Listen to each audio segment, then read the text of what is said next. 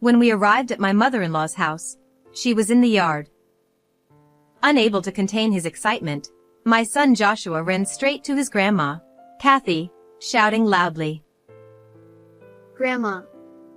Joshua had finally achieved his long-awaited dream. Oh, Joshua! You made it! Welcome, both of you! Kathy removed her dirt-stained gardening gloves and hugged Joshua tightly. Her expression was softer and warmer than any I had ever seen. It's been a while. It's been a long time, Kathy, I added.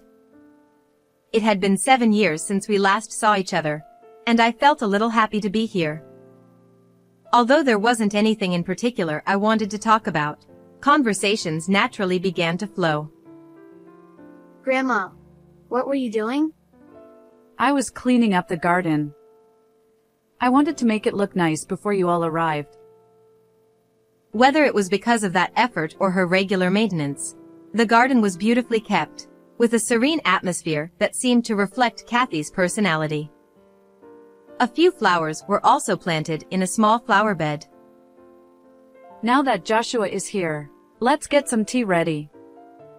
Come on, let's go inside with Grandma. With that, she took Joshua's hand. It was truly a heartwarming moment. Mom, about that thing we discussed. At this point, my husband Henry brought up something in a rather ominous tone. I understand. I was wondering what they were talking about when I noticed that something was wrong with Joshua. The huge smile he had just moments ago had disappeared, and his face had turned pale. What's wrong? Then Joshua said something completely unexpected. We need to call the police. Grandma. Hello, Martha? It was a phone call from my mother-in-law, Kathy, who lives far away. My relationship with Kathy is very good, so I'm always happy to chat with her, no matter the topic. Hello, Kathy. Good afternoon. Good afternoon. How is everyone doing?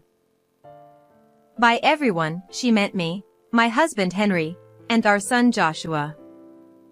Joshua is currently in 1st grade. Since he's at school, I couldn't put him on the phone, but he's growing up healthy and strong. As for Henry and me, there's not much to report these days. In the past, I struggled a lot because Henry often attracted strange types, so-called stalkers, but we've overcome that obstacle and are now living peacefully. Yes, we're doing well, thank you. That's good to hear. By the way, is Joshua there? Unfortunately, he's at school. Of course, it's the middle of a weekday. The last time Kathy and Joshua saw each other was 7 years ago. In other words, they haven't faced each other since Joshua was born. Kathy last saw him as a newborn, and Joshua doesn't even have a memory of meeting her. There are several reasons for this, but the main one is the physical distance between us. From our home to Kathy's house, we have to take a flight. Right after Joshua was born, Henry's job was incredibly busy every year, so we couldn't go back even for summer vacations or Christmas. To make matters worse, the pandemic that has been raging these past few years made it difficult to travel, so we completely missed the timing. However, now that things are beginning to settle down, Henry and I had been talking about visiting this summer. Speaking of which, about this summer vacation. Will you be able to come? Yes, that's our plan. I finally get to see Joshua. I'm really looking forward to it. I got a call from your mother today. I shared with Henry and our son that evening, including the news about our upcoming visit. It's already been 7 years. Time flies. I get to meet Grandma? Joshua was a grandma's boy. It's strange considering they hadn't even met properly, but Joshua was very attached to Kathy. Kathy was gentle and kind, something that came through clearly even over the phone or video calls. Sadly, Joshua's grandfather, Kathy's husband, passed away before Joshua was born, so he never got to see his grandson. At the time, we had suggested that Kathy move in with us, but she politely declined, saying she preferred being on her own and didn't want to intrude on our time as a couple. This continued even after Joshua was born. Knowing he would finally get to meet his grandmother, Joshua was overjoyed. Then I'll make sure to request my time off in advance this year. Yes, please. At that moment, I noticed something. Joshua was staring intently at nothing in particular. He's doing it again. For some reason, Joshua seems to be able to see things that shouldn't be visible, what you might call a sixth sense or psychic ability. At first, neither Henry nor I took it seriously. We thought it was just the kind of story a child of his age would make up. But as time went on, it became clear he wasn't lying, and we eventually accepted it. Joshua's reactions vary depending on what he sees. He's quiet this time, but when he sees something frightening, he sometimes bursts into tears or becomes too scared to move. Whatever Joshua was seeing now didn't seem to be terrifying. He just stared into the void, as if listening to something. "Joshua?" When I called out to him, Joshua turned to me as if nothing had happened. It's okay. Henry and I weren't sure how to respond to that. Since then, Joshua frequently started staring at the same spot in the house without saying anything and then quietly walking away. I found it unsettling and decided to discuss it with Henry. But he hasn't been crying or anything like he usually does, right? That's true, but when he stands in the same spot for days on end, it makes you wonder. Yeah, but what can we do about it? Do you think anything would change if we talked to him? It's better than doing nothing. He might be going through something difficult. You're right. I'll talk to him before we go back to Mom's. Thank you. Henry did talk to Joshua, but all Joshua would say was, "I'm okay." We didn't know what he meant by that, and time just kept passing by without any answers. Then, summer vacation arrived. For Joshua, everything, from flying on a plane to meeting his grandmother, was a first-time experience. As soon as he sat in his airplane seat, his eyes sparkled with excitement, and he eagerly waited for the moment of takeoff. Soon, the captain made an announcement, and the moment finally arrived. Joshua could feel the weight of his body increasing as the plane slowly lifted off the ground, and he was absolutely thrilled. Are we flying? He asked me with quiet excitement, and I found his expression utterly adorable. Yes. Look out the window. As the plane gradually separated from the runway, Joshua's excitement grew even more, and he let out joyful exclamations. After about an hour and a half, we safely arrived at our destination airport. Then, after another 30 minutes of driving, we finally reached Kathy's house. Joshua's excitement didn't wane even during the car ride, and I was a bit worried he might exhaust himself before we arrived, but those concerns turned out to be unfounded. When we arrived at Kathy's house, she was in the yard pulling weeds. Unable to contain his excitement, Joshua jumped out of the car and ran straight to Kathy, shouting loudly. Grandma. Whether it was a heartwarming reunion or their first meeting, Joshua had finally achieved his long-awaited dream. Oh, Joshua! You made it! Welcome, both of you. That was a long trip, wasn't it? Kathy removed her dirt-stained gardening gloves and hugged Joshua tightly. Her expression was softer and warmer than any I had ever seen. It's been a while. It's been a long time, Kathy, I added. It had been 7 years since we last saw each other, and I felt a little happy to be here.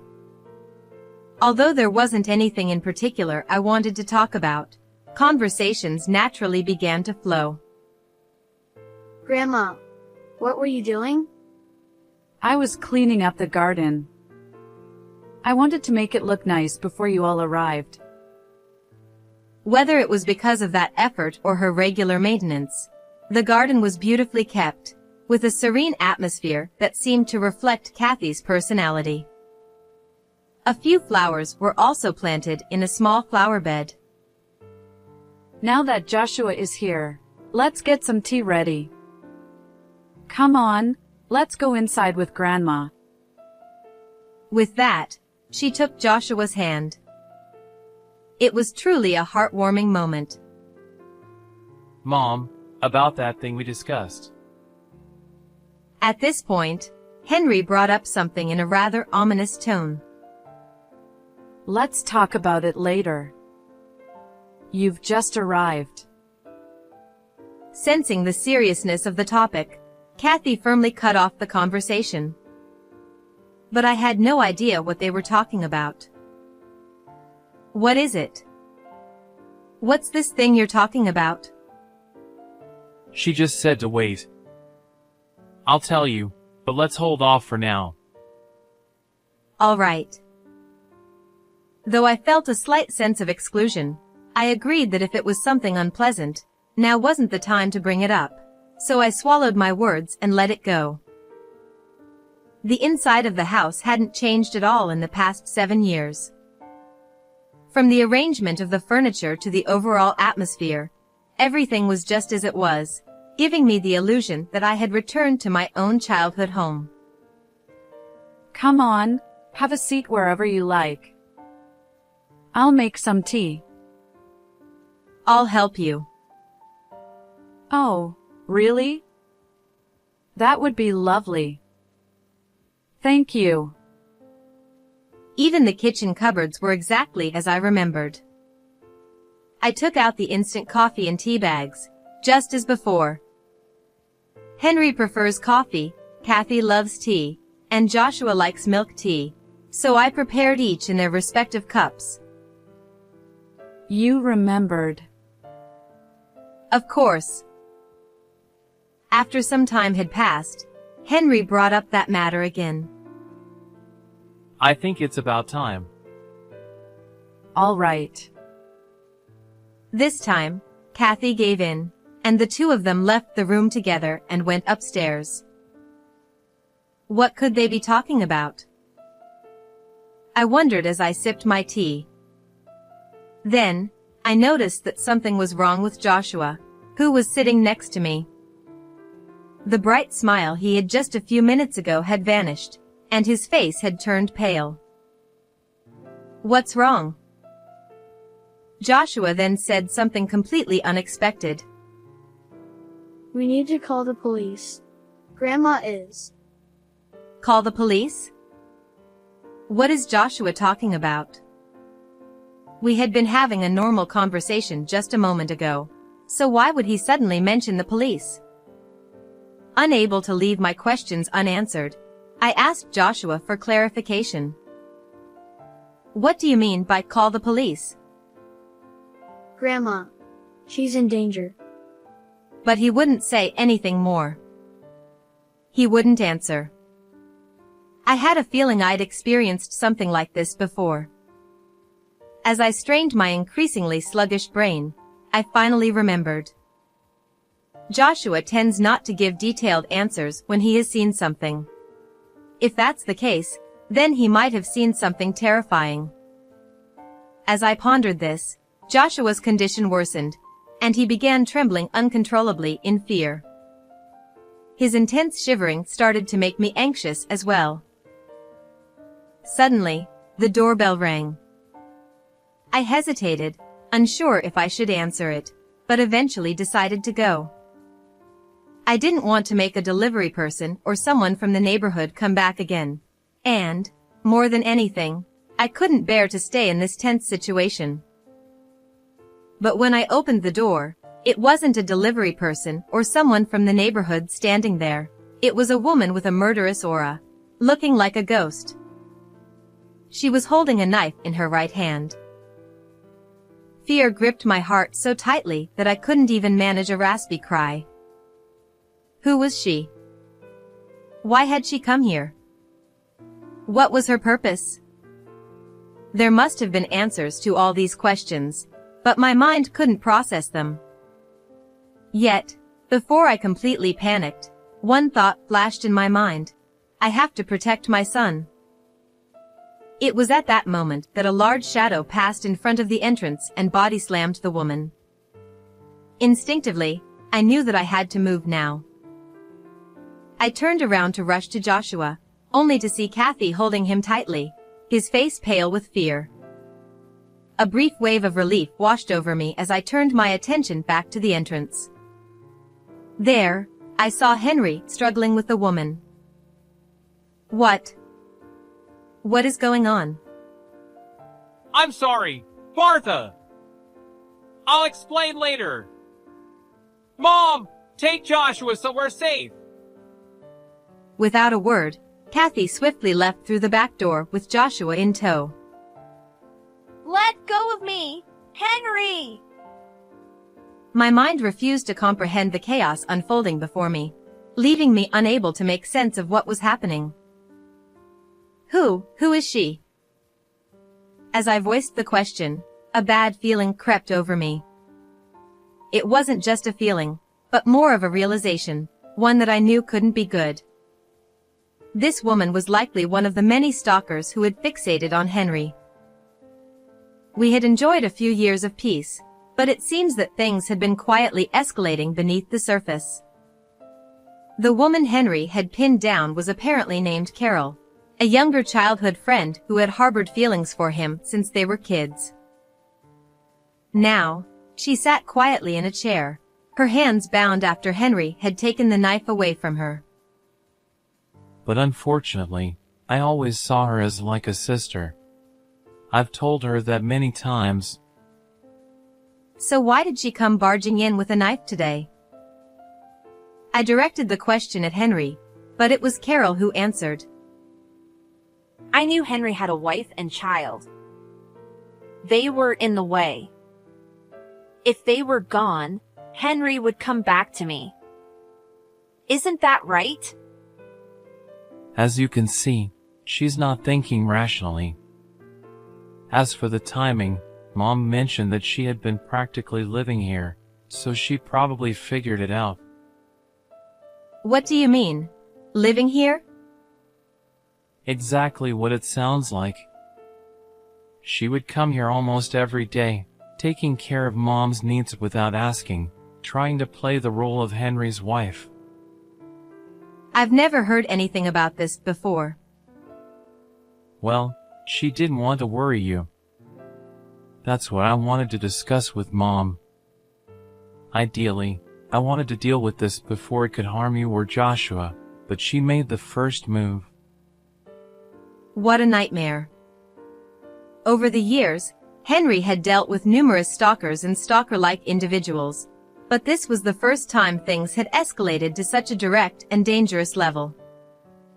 I hadn't told her yet, but I had already called the police, which provided some small measure of comfort. As we talked, Carol muttered to herself in a low voice, almost like a chant.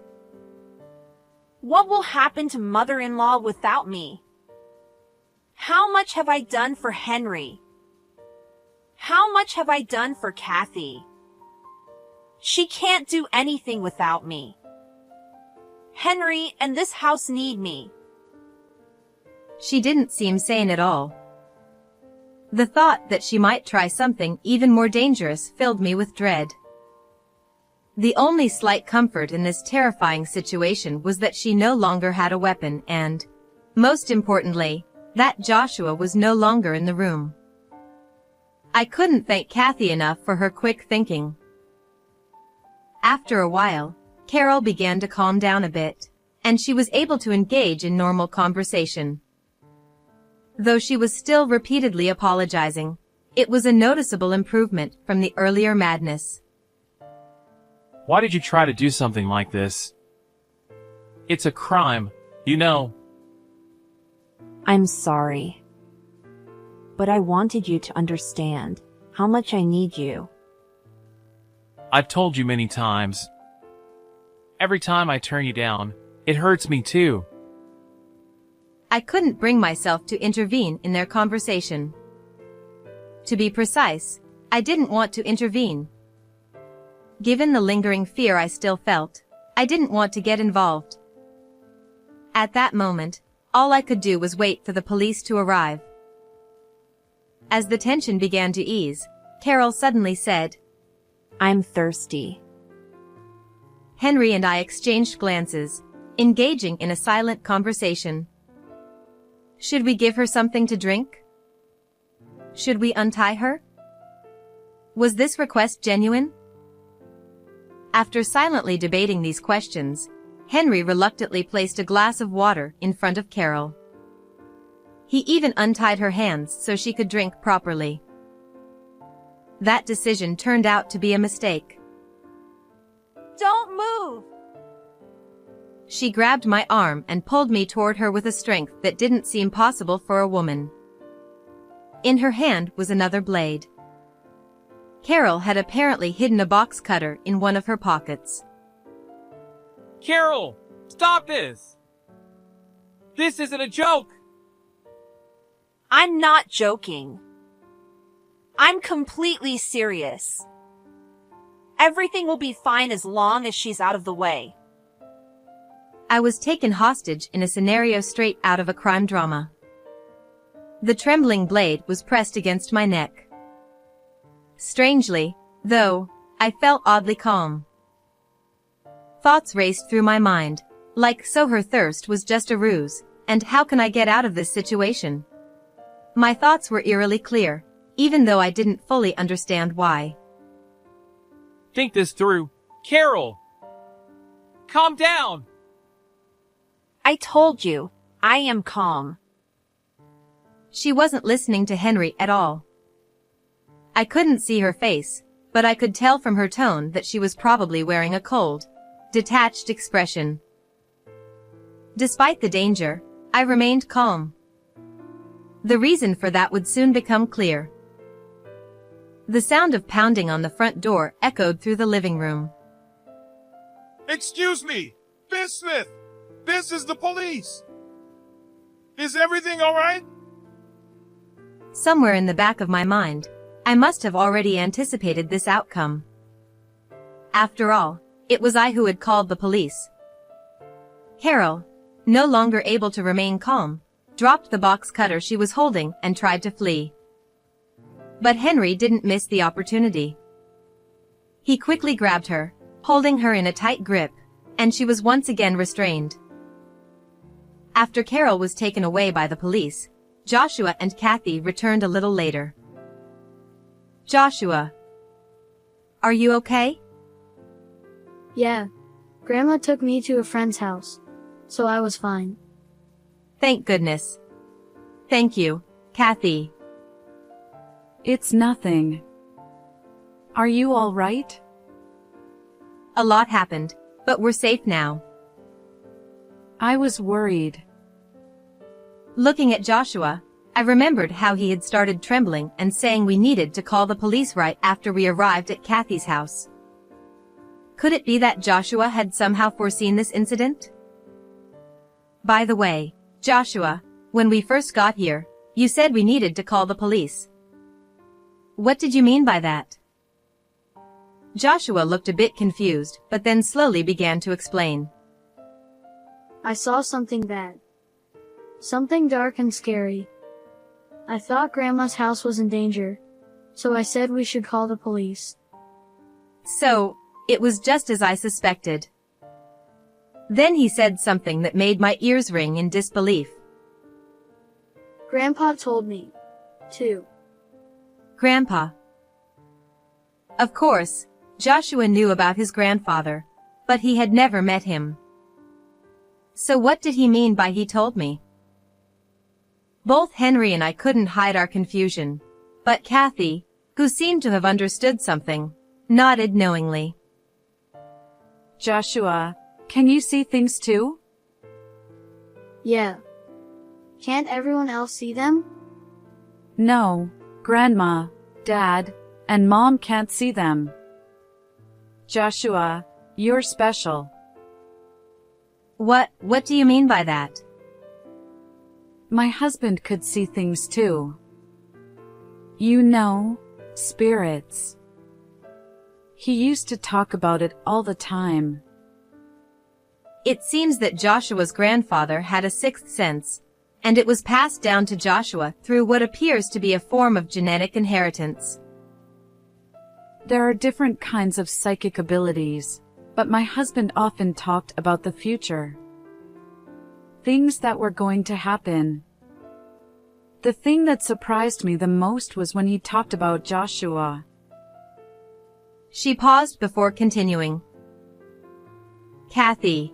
He talked about Joshua, who wasn't even conceived yet, almost like a prophecy. For example, he knew our grandchild would be a boy before he was born. At the time, I had no way to confirm it, but now I realize that everything he said was true. I see. I had heard stories about my father-in-law, but this was the first time I'd heard this. Kathy said it was because no one would have believed it if I had talked about it. And she was probably right. I'm not sure I would have believed it back then. But now, things were different. I was convinced that Joshua had indeed inherited his grandfather's abilities. Now that I think about it, Carol only started coming around after he passed away. She must have known she couldn't come near us while he was alive because he would have seen right through her. That makes sense. She must have been afraid that her actions would be exposed. Although it's just speculation, it seems to fit the situation perfectly. Grandpa was here at home. He kept saying, "Be careful." I see. So that's why Joshua was staring off into space at our house.